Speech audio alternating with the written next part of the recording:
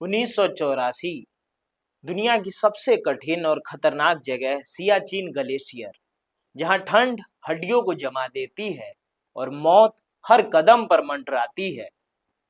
लेकिन वहीं भारत ने वो कर दिखाया जो दुनिया ने नामुमकिन कहा था। बिना आधुनिक तकनीक, बिना जीपीएस, बिना सैटेलाइट नेविगेशन के भारतीय सेना ने उस ऊंचाई पर जीत हासिल की जहां इंसान का सांस लेना भी चुनौती थी। नमस्कार, मैं प्रकाश सिंह और नेक्स्ट जनरल ब्रॉडकास्ट में हम आपके सामने एक ऐसी कहानी लेकर आए हैं जिसे सुनकर हर हिंदुस्तानी का सीना गर्व से चौड़ा हो जाएगा। एक ऐसी सैन्य गाथा जिसने मानव सीमाओं को तोड़कर भारत का झंडा सियाचिन की बर्फ पर गाड़ दिया। सियाचिन ग्लेशियर के महत्व के बारे में अगर हम बात करें, काराकोरम पर्वतमाला की गोद में दुनिया का सबसे ऊंचा और सबसे ठंडा युद्ध क्षेत्र। यहाँ की ऊंचाई 18,000 फीट से ज्यादा, तापमान 50 डिग्री और हवाएं इतनी तेज कि एक गलती मतलब जान का खतरा। लेकिन इसका महत्व सिर्फ भूगोल से नहीं, रणनीति से था। ये वो जगह थी जहां से भारत, पाकिस्तान और चीन तीनों सीमाओं के बीच की पूरी स्थिति पर नजर रखा जा सकता था। अगर कोई देश इसे अपने कब्जे में ले लेता तो पूरे उत्तर भारत का सुरक्षा संतुलन बदल सकता था और पाकिस्तान की यही तैयारी थी। आइए फिर इस पे नजर डालते हैं कि ऑपरेशन मेघदूत कैसे आरंभ हुआ। साल था 1984। पाकिस्तान इस क्षेत्र पर कब्जे की तैयारी में था, लेकिन भारतीय खुफिया एजेंसियों ने इसके इरादे भांप लिए। बस फिर क्या था, आरंभ हुई एक अभूतपूर्व योजना। 13 अप्रैल 1984 की सुबह भारतीय सेना ने ऑपरेशन मेघदूत का शुभारंभ किया। MI-8 और चेतक हेलीकॉप्टरों की मदद से सैनिकों और सैकड़ों किलो वजन वाले उपकरणों को 18,000 फीट ऊंचाई तक पहुंचाया गया। उस वक्त ना कोई जीपीएस था, ना सटीक मौसम पूर्वानुमान, बस था भरोसा, प्रशिक्षण और अदम्य साहस। हर उड़ान, हर लैंडिंग मौत के साथ एक समझौता थी।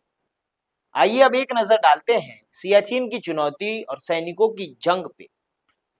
यह कोई साधारण युद्ध नहीं था। यहां दुश्मन से ज्यादा बड़ा खतरा था मौसम, ऑक्सीजन की कमी, बर्फीले तूफान और इतनी ठंड कि हथियार तक जम जाते थे। सैनिकों ने टेंटों की जगह बर्फ की गुफाएं बनाई। दिन में धूप नहीं, रात में नींद नहीं, फिर भी उन्होंने ना हार मानी, न पीछे हटे। अब आइए एक नजर डालते हैं ऑपरेशन मेघदूत की जीत किस प्रकार हुई और रणनीति क्या रही। ऑपरेशन मेघदूत सिर्फ एक मिशन नहीं था, यह मानव इच्छा शक्ति की परीक्षा थी। रात के अंधेरे में भारतीय सैनिक ग्लेशियर पर उतर रहे थे, जहां एक गलत कदम सीधा हजारों फीट नीचे मौत की खाई थी। MI-8 और चेतक हेलीकॉप्टरों से भारी बर्फीले तूफानों के बीच सैनिकों और आपूर्ति को पहुंचाने का करिश्मा किया। MI-8 और चेतक हेलीकॉप्टरों ने भारी बर्फीले तूफानों के बीच सैनिकों और आपूर्ति को पहुंचाने का करिश्मा किया। हर उड़ान एक जंग थी और हर जवान इतिहास की नई पंक्ति लिख रहा था। और जब सुबह हुई, सियाचिन की सफेद चट्टानों पर भारत का तिरंगा लहरा रहा था। दुश्मन को भनक तक नहीं लगी कि जिस चोटी पर वो पहुंचने निकले थे, वहां पहले ही भारत ने अपना दावा जमा दिया था। आइए अब एक नजर डालते हैं दुनिया की प्रतिक्रिया पे जिसने भारत का गौरव बढ़ाया। जब ये खबर आई कि भारतीय सेना ने दुनिया की सबसे ऊंची जगह पर कब्जा कर लिया, पूरा देश गर्व से झूम पड़ा। हर अखबार की सुर्खी, हर रेडियो पर एक ही नाम था, ऑपरेशन मेघदूत। दुनिया के सैन्य विशेषज्ञों ने कहा, यह सिर्फ एक मिशन नहीं बल्कि इंसानी हौसले की परिभाषा है। भारत ने दिखाया, तकलीफ नहीं, जज्बा सबसे बड़ी ताकत है। सियाचिन की बर्फ में वो दिन आज भी हर सैनिक की बहादुरी का प्रमाण है।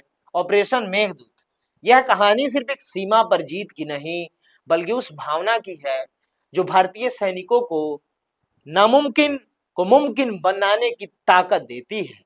आज आप जब सियाचिन की बर्फ देखते हैं तो याद रखिए, वहां हर बर्फ के टुकड़े में एक सैनिक की कहानी दबी है। जय हिंद, जय भारत। अगर आपको ये कहानी प्रेरणादायक लगी तो शेयर कीजिए, ताकि हर भारतीय जान सके भारत ने कैसे दुनिया की सबसे ऊंची जंग जीत ली थी। इसी तरीके के ऐतिहासिक तथ्यों को हम आपके सामने साझा करते रहेंगे। इसी तरीके के ऐतिहासिक तथ्यों को जानने के लिए जुड़े रहिए नेक्स्ट जन ब्रॉडकास्ट के साथ। धन्यवाद।